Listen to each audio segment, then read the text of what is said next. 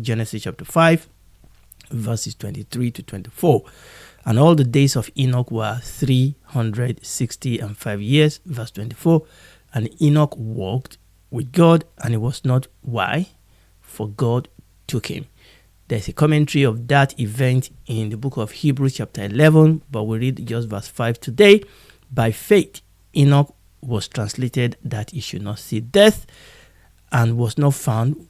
Why? Because God has translated him. For before his translation, he had the testimony that he pleased God. Hallelujah. Hallelujah. So we are still in Genesis chapter 5, and we are looking at the story of this man, Enoch. God pointed him out to us. And there's a reason why God did that, is because he is an example for the church.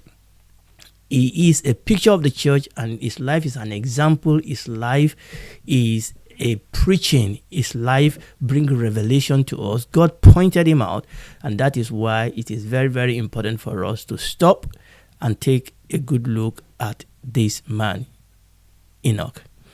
We have looked at the fact that Enoch walked with God, and obviously we've made some practical application to that. Now, what we are looking at is the second fact of Enoch, the fact that he suddenly disappeared. This was an event that was triggered and executed by God. And to help us understand what is going on here with Enoch, and to also help us to be able to apply that to ourselves today, what we have done is to employ the help of another man that also walked with God, another man that also disappeared, another man that God took.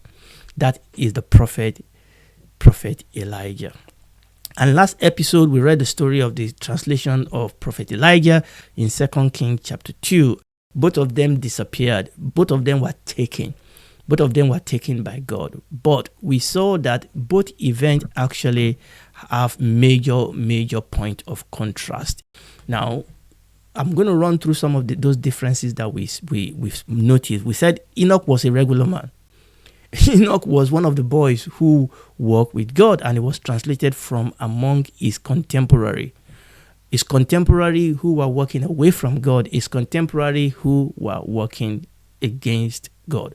In contrast, Elijah was a foremost and respected prophet, and he was translated from among the company of the prophet. Number two, we saw that Enoch's translation was unassuming, it was modest. Now, when you read the translation of Elijah, you will see that Elijah's translation was conspicuous, it was loud, it was flamboyant, it was extravagant. Part of Elijah's extravagant exit was the build-up to the D-Day. His exit was associated with whirlwind. There was chariot of fire. There was horses of fire. His glorious exit was witnessed by his understudy Elisha, and it was also witnessed by the sons of the prophet. We have no such record for the translation of Enoch. Enoch's exit was low-key and unpretentious in the way that it was executed. The question is, does it really make any difference? Is there a message in the way that the Bible pictures these two events for us? What does this all mean? What exactly is the point? Now, before we can answer those questions, because in those questions lie some very, very, very deep lesson for us. Before we can answer this question, we need to go back to a lesson we learned in episode 221 to 223. We were in Genesis chapter 3, verse 15, and we were looking at the seed of the woman. You remember that teaching? We saw that the seed of the woman referred to one individual who is the Messiah, who is the son of David, who is the son of Abraham. We saw that. But we saw that that word also is a word that can be used as a composite word. It's a word that applies to one, but it's a one that represents a group. So in looking at the seed of the woman, we came across this group of people that will be associated with the Messiah. And we saw that these people will be critical to the coming of the Messiah. In fact, in a sense, they are like the track upon which the train of the Messiah will ride into the New Testament. They are very, very important. And this is where Enoch and Elijah and us, this is where we come in. Now, this group of people in turn, they are types and they are shadow of Christ. In their individual life, in their individual little way, they express and reveal something of the ultimate seed of the woman. Remember, they are like track. Now, it's not all their life that represent or that are shadowed or that are type of the Messiah. It's not all their life, but there are a specific area of their life that foreshadow that was a type of the Messiah. And it was very, very important for us to understand this. And you know, when we did that teaching a couple of episodes ago, we particularly look at the example of Job, and then we look at the example of John the Baptist. And what we see is that as we go through this story, we are going to meet these people on the way, and we are going to see how they actually foreshadow the Messiah. In their individual little way, they prepare the way for the Messiah. They prepare the way for the Messiah. That is why when you read the story of those people, when you read the record of the event of their life that the Bibles record, understand that this is some of the things that inform what part of the history of these people are recorded for us in the Bible. The Bible does not record everything about everybody. The Bible does not tell us everything about everybody. Okay, the Bible tells us, focuses very, very closely on the life of this group of people because they were important to the story that we are telling. They are important to the plan and the purpose. They were important to the trajectory and the movement and the coming of the Messiah. So when you read the life of these people, or when you read the record that the Bible gives us about these people, you have to interpret their life. The life of this group of people, you have to interpret their life at 3 levels. Number one, what about that record is personal to them, their own personal, human, individual life. I mean, they live like everybody else. They are living in a world. They have responsibilities. They are married, maybe men, women, children, and things like that. They have things they have to do. So yes, you have to, when you read their story, you have to understand that yes, it's telling us about this person, their human individual life. And we must not take away from that. When you read the story of Abraham, when you read the story of Jacob and the story of Isaac, they have personal life. They have personal issues that they are dealing with. So that is at one level. But at another level, you have to read the story, the record of their life, in what way they foreshadow the Messiah. Number one, in his first coming, and number two, in his second coming. And this is the reason why it is written concerning the Lord Jesus Christ in Luke chapter 24, verse 27. You know, when the Lord Jesus Christ was talking to the 2 disciples on the road to Emmaus, he told us something in Luke chapter 24, verse 27. And beginning at Moses and all the prophets, he expounded unto them in all scripture the thing concerning himself. Now, this is why that is possible. How could Jesus expound something concerning himself in all, from Moses, all the prophets? Is because, number one, these are record of this group of people that are types and shadow of Christ. And in a very real way, their life tells us something. In their own individual little way, their life tells us something about the Messiah. And that is why the Lord Jesus Christ could say this, that in all scripture, he expanded unto them the things concerning himself. I will guess he went to the story of Abraham and Isaac. Yes, that was his story. It is true. But why did Abraham have to sacrifice his son? There is a message here. I will guess he went to the temple. Why the temple? Why is it the way it was? Why is it the size that it was? Why was this color? Why was this, this material used for this? Why were they told to do it this particular way, to face a particular direction? It's all about Christ. And you can go on and on and on. And why was Moses told to strike the rock at one point and to speak to the rock at another time? So when you read the story of these people, they are telling us things that happened to them, yes, but they are also telling us in the way that these people foreshadowed and are types of the Messiah. And back to that Luke chapter 24, you remember those 2 disciples, after the Lord Jesus disappeared, they went back and to Jerusalem, and while they were talking to the people, the Lord Jesus Christ appeared unto them. And in verse 44, while he was speaking to the apostle, we read, and he said unto them, these are the words which I spake unto you while I was yet with you, that all things must be fulfilled, which were written in the law of Moses and in the prophets and in the psalm concerning me. You see, this is the reason why this is possible. Jesus is in all scripture in the story of this seed group. I call them seed group. The Lord Jesus Christ is in the story.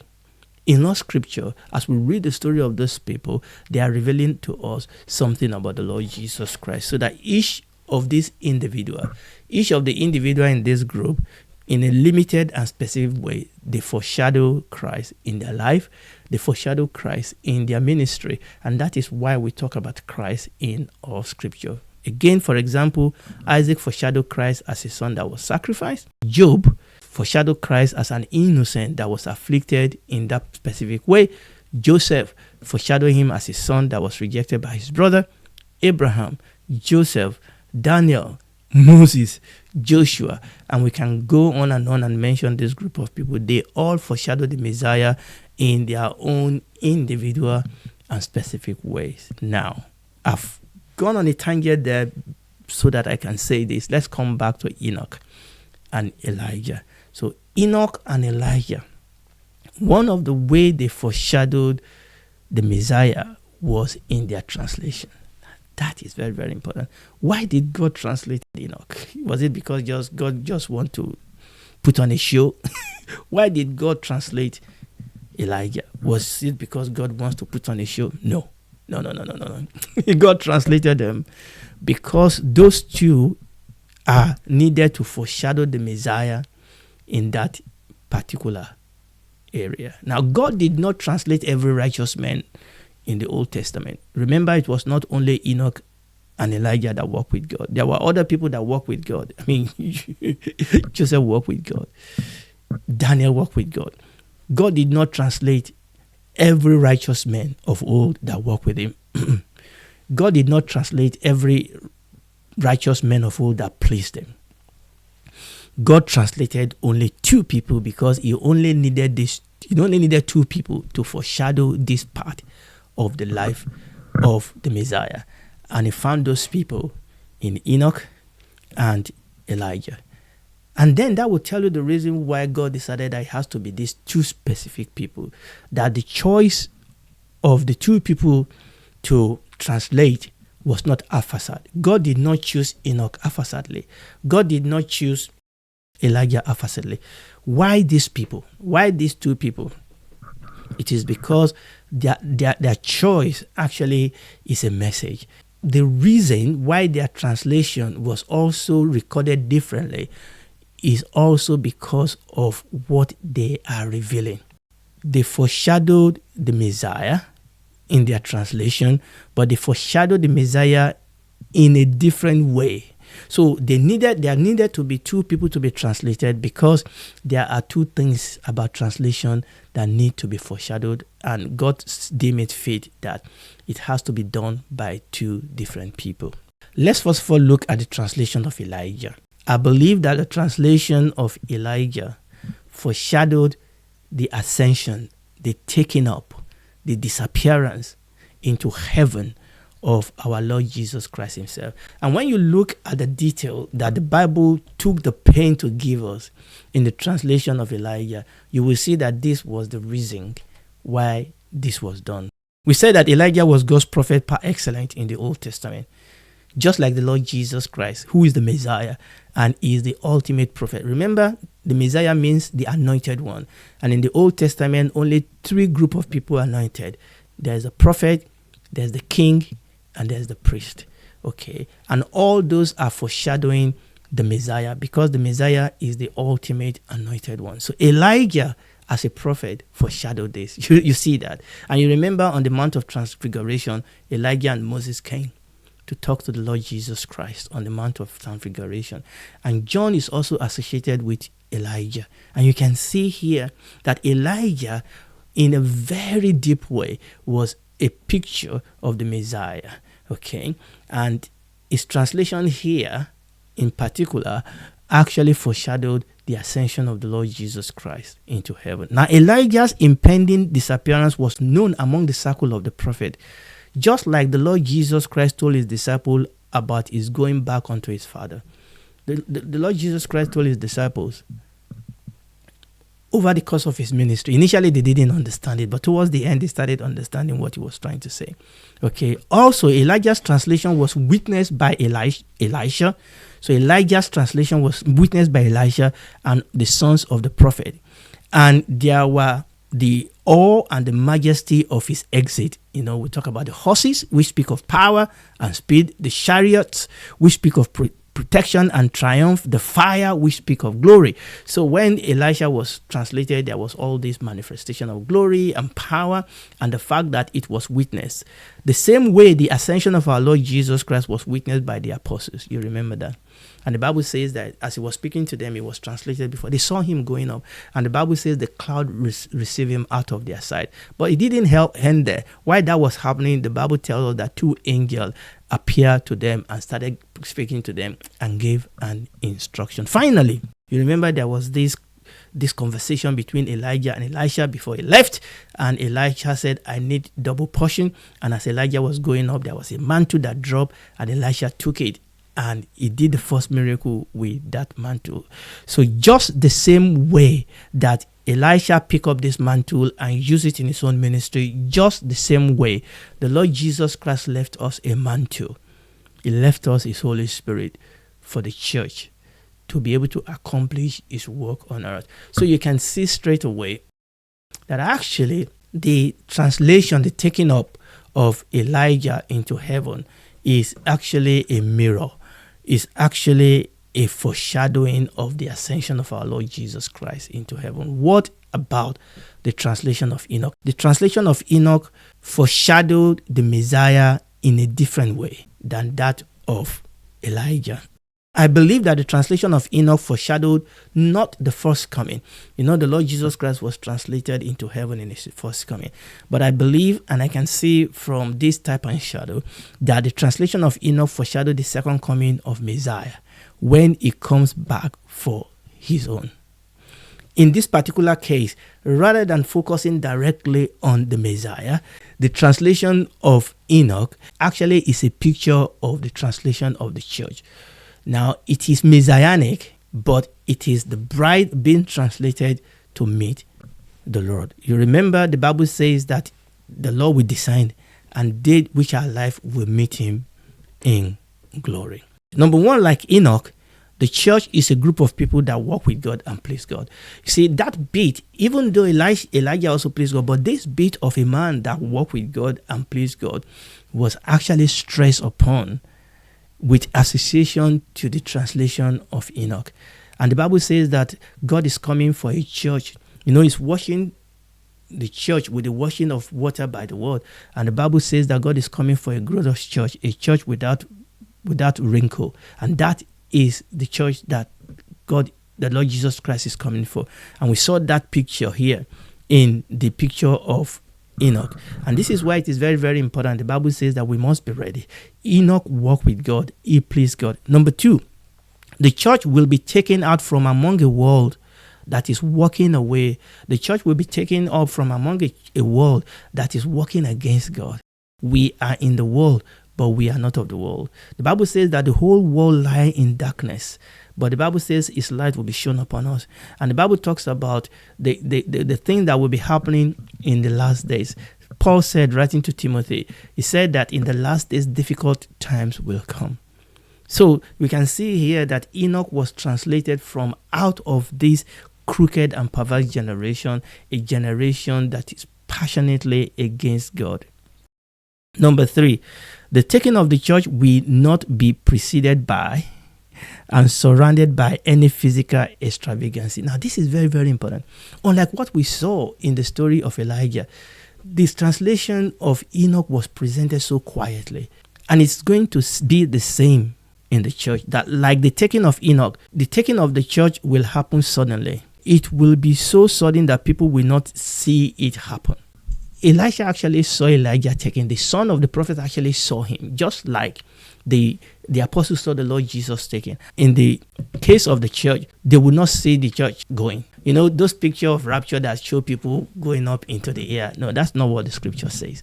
The Bible says that it will happen in a twinkle of an eye. Actually, that is a wrong translation. The right translation says that it will happen in a twitch of a muscle. It's a twitch. It will happen so quickly, nobody will see it. Nobody will see it happen. People will only know that it has happened after the fact. It's just because suddenly they are gone. Your baby is there in one moment and the baby is gone. The baby was in the crib. The next moment, the crib was empty. One time, Joshua or whoever it is was sitting beside you. The next time they were gone. And that is the only way that they will know that the church has been taken. And this is what the Bible calls the rapture. Now, I have intentionally decided not to use that word until now. Okay.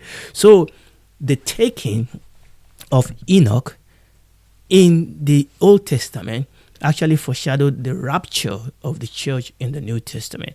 And the rapture of the church in the New Testament is not really about the church, it's about the Messiah, because the church is raptured to meet with him in the cloud. Now I'm going to stop here. There's still a couple of things I want to talk about in this area. So I'm going to stop here today. And next time, by the grace of God, we are going to pick it up from here. Now today, as you might have noticed, is our 299 episode. That means the next episode, by the grace of God, if Jesus tarries, will be our 300 episode. And as is our tradition up till now, I try to do something that is special on the day, particularly telling you about how this broadcast work. So by the grace of God, the next episode, I will not continue with this teaching. I'm still deciding on what what we are going to do, something special on the day. But when we resume back on this episode, on this teaching, which will hopefully then be episode 301, we are going to take it off from there and look at the man Enoch, his rapture, what it foreshadowed concerning the Messiah, concerning the church, and we are just going to look a little bit about this subject of the rapture. And if you are listening to me, listen to me, the church will be raptured. The Lord Jesus Christ will take his bride out of this, but you can only be a member of that group if you're born again, if you have accepted him as your Lord and Savior. And it doesn't take much to do that. He's already provided for you his blood on that cross. You just have to admit that you're a sinner, that you need a Savior. Come to him, ask him to save you, will save you. You will become a daughter, a son of God. You'll become a member of his family, a citizen of his kingdom. He will walk with you. You will walk with him, pleasing him. He's left you his Holy Spirit, just like Elijah left that mantle for Elisha. And by the Holy Spirit, the church, the gift and the church, you fellowship, you begin to grow in your knowledge of him, begin to reveal him, being a light and a salt to the world, and begin to live a life that pleases him. And when this is all over, whether you die before the rapture or you are taken during the rapture, it doesn't really matter. The most important thing is that when this is all over, you and I will be able to spend eternity with him in the new heaven and the new earth. Do it right now.